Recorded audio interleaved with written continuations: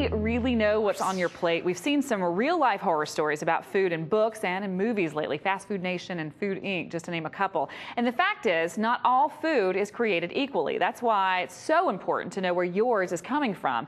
And now there's an easy way to find out. Here to tell us how we can find out where food comes from as part of our My Cuisine series is Leanne Saunders from Where Food Comes From. Welcome to the show. Thanks, Beth. Now, a lot of us, I would think, take a out of sight, out of mind approach to our food. Why is it so important to know where it comes from? We know we all want to buy safe, wholesome, good-for-you products for our families. But a lot of times we've lost that connection with how our food is actually produced. We're about reconnecting you with the farmers and ranchers and families that produce your foods. Well, let's talk about where food comes from in detail. What exactly is it? Well, where food comes from is a seal of approval on a package or on an individual product, like an apple. Behind that seal of approval is a process where we verify those claims that are made about a particular product. Because a lot of times, we walk into the grocery store and we assume when we see those labels that those claims are accurate and true.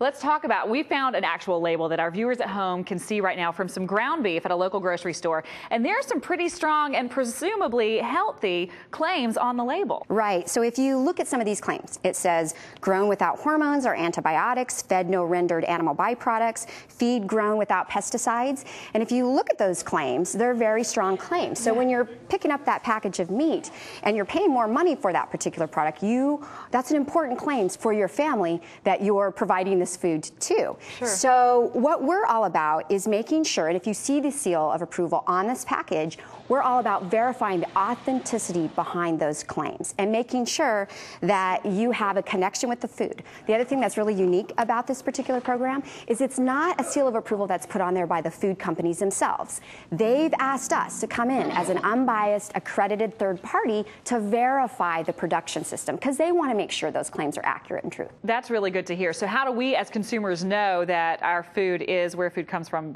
verified? It's very simple. All you look for is a Where Food Comes From seal of approval.